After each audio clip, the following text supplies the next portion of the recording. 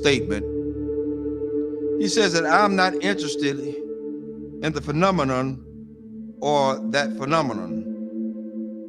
Einstein had said earlier in his life, I want to know the thoughts of God. The rest are mere details.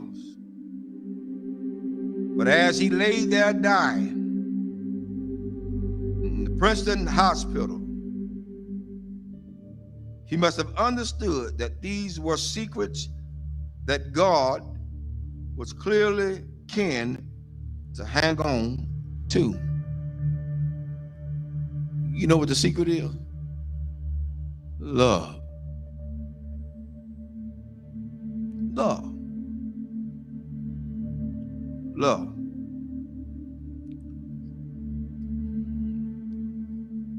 I'm going to share something tonight with everybody, and hopefully it'll hit close to home. To understand the mind of God is to understand the power of love. God is love. 1 John 4:8 says that God is love. Without love, there would be no forgiveness. Without love, there would be no structure. Without love, there would be no mercy. Without love, there would be no kindness. Without love, everything else would go completely out the window. I learned this week. Took some people to let me know that I was still hurting. And I'm gonna let everybody know tonight. This is my reality. Not to slight anybody. A lot of things that I know I hadn't always done right, hadn't been right. But I had an incident this week to wake me up real good. At certain points, we can give our children what we didn't have so much until we forget about teaching them structure. This week, I learned at some point you won't be respected. And that's for everybody. You're not going to be respected because they feel the way they feel. They're emotionalized. They're emotional creatures. Therefore, they don't know. But I did the one thing I thought that I would never do. Turn and walk. That's where I was. But I found out that I had a whole halo of hurt that I'd never been released from.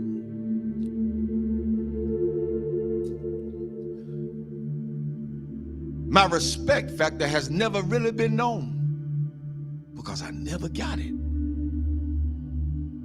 Never got it.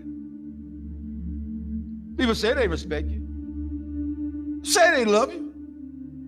Where is it? One of the things we got to realize is what we train our children to do, they're going to do it to the fullest extent. If you let them be into your business as adults, then they're going to have all rights and privileges to say what they want to say, not knowing the outcome of what could be. But I learned something. Even though I went through all that hurt and I'm still hurt, that's all right. I don't mind it. I'm going to go through this thing. I'm going to go through it. Because at this point, I don't owe nobody nothing. I owe God himself. For me, I did what I needed to do and walked away. I did what I had to do and walk away. And it ain't easy. It ain't easy trying to do right and you still get damaged. It ain't easy. God help me tonight. It is not easy. It is not easy to be in a place and feel like you're trapped. Because even when you do good, evil is always present. So you have to face the fact. That's why I said a lot of times, I've told people, and I still tell people today, don't hold me up as no God. Because I'm going to fall. And I'm going to make you fall. Don't hold me as no God. I'm going to make some decisions that folk just are not going to like.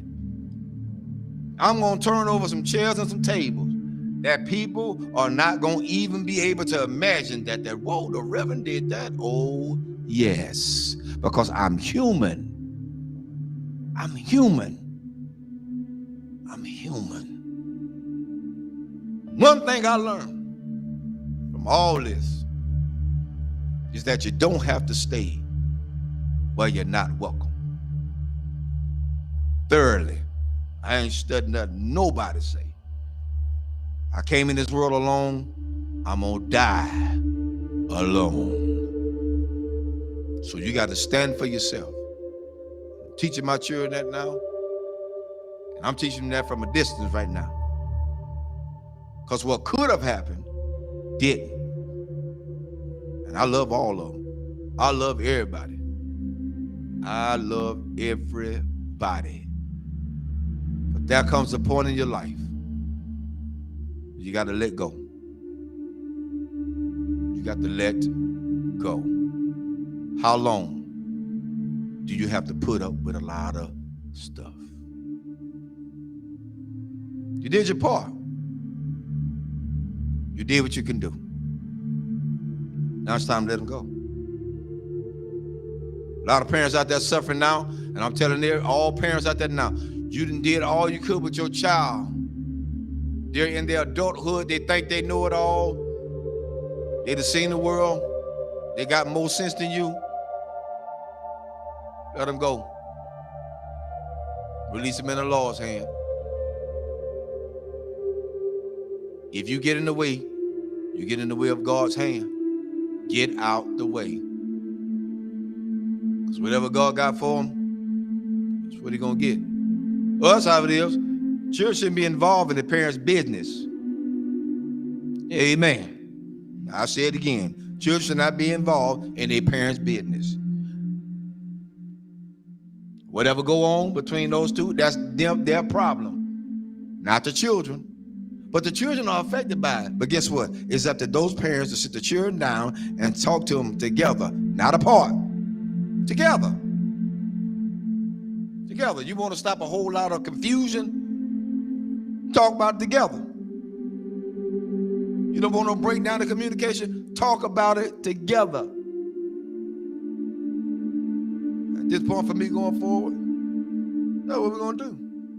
And if they can't do that,